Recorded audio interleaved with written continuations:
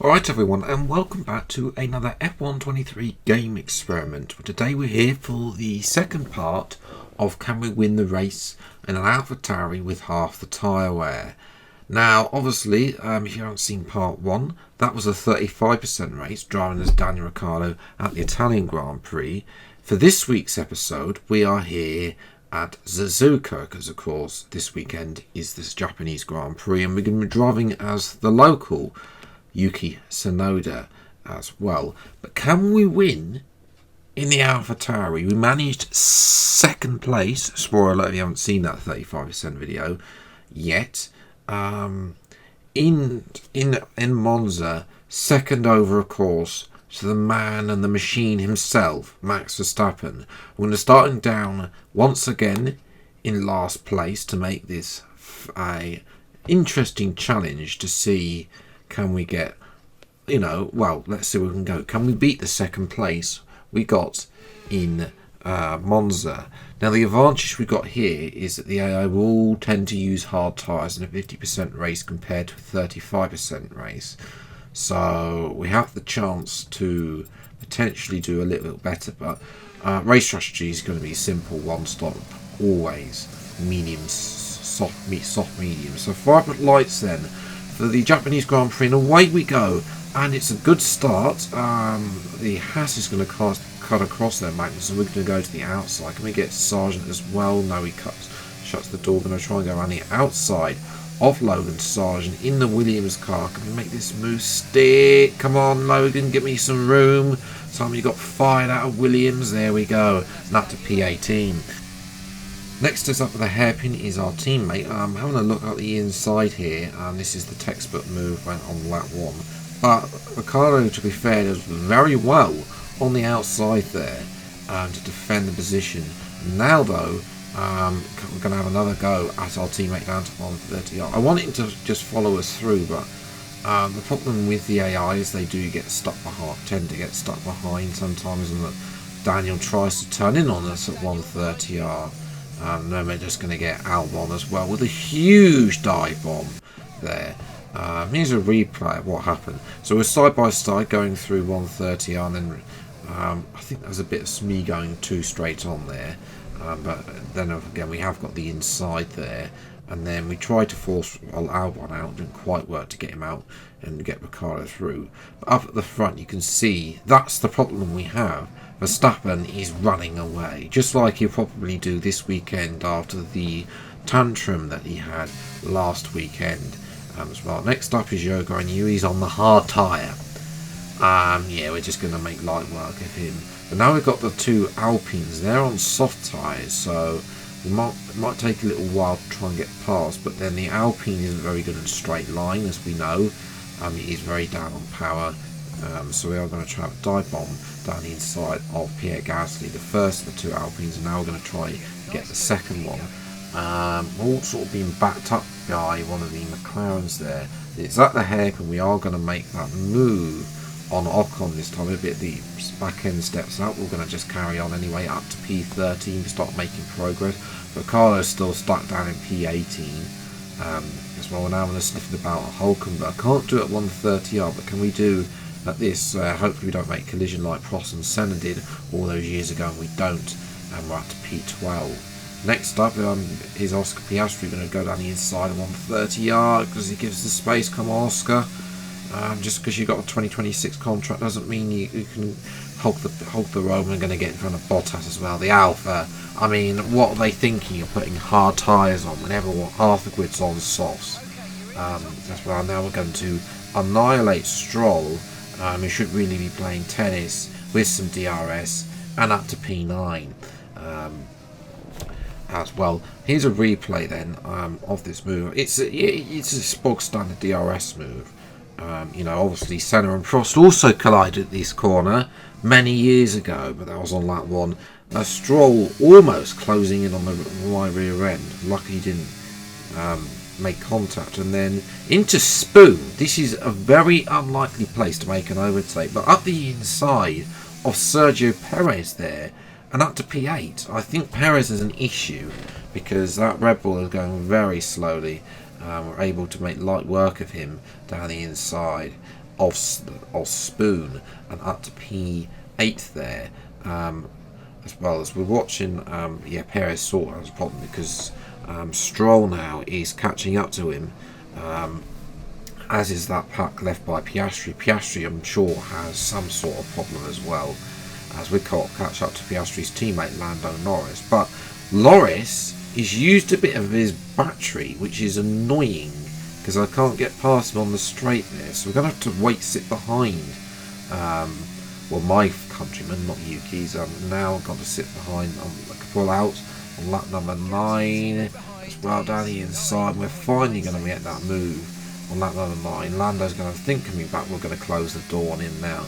Now we're catching up to Fernando Alonso, and now we're going to go down the inside, use a bit of ERS to pull alongside into 130R, take a bit of curbing, thank you much, and up to P6. As well. So you jump to lap 11. George Russell is the first one in on the one, and you can see they're going hards. So you're seeing a bit of soft hard. We don't really see that in real life. We tend to see medium hard, or a 2-stop potentially. You see a few of the people further down do it occasionally in real life. But Verstappen though, as we come in, there's his advantage. We're not even in the pit box, so he is leading by miles as well. Then we've got Ricciardo is trying to hold up a few people. I don't know, by doing an slight overcut on everyone else, we're going to lose out to a couple of positions. But of course we had better tyre wear, which is we're actually able to overcut Sainz and Hamilton. And Russell as well. So now we're looking to get Bottas. This just shows that's the difference between tyres. Fresh medium tyres versus worn out hard tyres. Bottas needs to be put out of his misery and needs to pit sooner rather than later, really.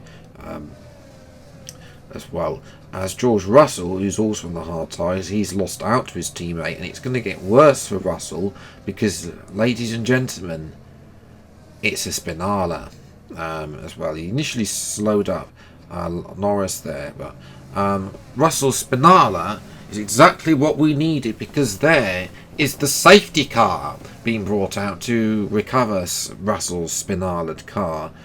He's still actually running down in P19 or something as well. But now Verstappen's advantage has been eliminated, but we have got a car in between us, and that is Charles Leclerc. We need to get rid of Leclerc ASAP, and we're going to do it straight away down into turn 1, down the inside and up to P2.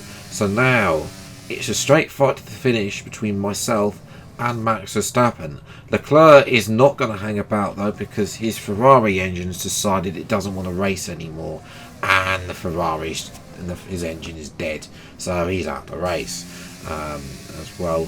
And looked like the McLaren had a illegal overtake there, but apparently it was clean according to the FIA. Lap 21, we're now looking to go down the inside, side by side.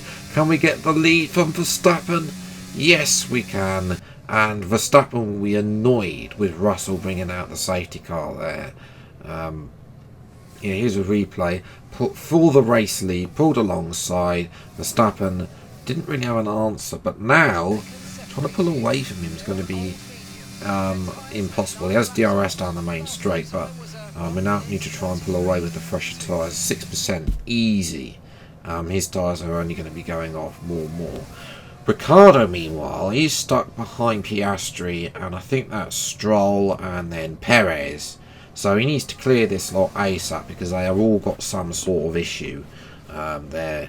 Kevin Magnussen, who's been trolling around at the back, as his Ferrari engine decided he doesn't want to do any longer either. So he's also out of the race. Jump to lap 26. As we approach the final lap, I did manage to get Verstappen outside of DRS, but then he just came back in. He is a monster on this game. It's like Erling. If you're not familiar with F1, you need a football reference. It's like Erling Haaland and Man City. They will score goals forever. It's inevitable that they are going to be at the front. As well, unfortunately, Verstappen has one final go at us on the final lap through 130R. He can't do that. We take the nice and easy through the hairpin, almost having. So now we're going to use what battery we've got left. Verstappen's closing in, but we're going to cut him off and win just about this race from last, thanks to a safety car. So yes, ladies and gentlemen, Tauri can win the race with half the tyre wear, but only if there's a safety car. You heard me, Tauri. You know, if you want to win races next season, bear in mind, of course, you'll have a lot better technology because you're nicking parts of Red Bull. To be fair, that's very good from Ricciardo. He did actually get in front of Stroll and Perez in the end and finished up in P8. So, you know, considering the fact Ricciardo had a lot of damage at the early part of that race, not really being able to, overtake. Ocon got a penalty, I think, for an illegal overtake, but a McLaren definitely needed also had an illegal overtake at that point. So that, ladies and gentlemen, is where I'm going to leave it for today's episode. If you have enjoyed, leave a like, subscribe, and new to the channel. See plenty more F123 gaming experience as and when they come out. The next one will probably not be next week because EA and Codemasters are apparently releasing a fix-it patch for the things that they broke tomorrow. So trying to get all the mods done in time for next week is probably not going to happen. So but also let me know in the comments below which game experiment you want to do next. If you've got any ideas of your own, then let me know in the comments below. But until the next video then, I'll see you next time. Take care. Thanks so much for watching. Enjoy your day and goodbye.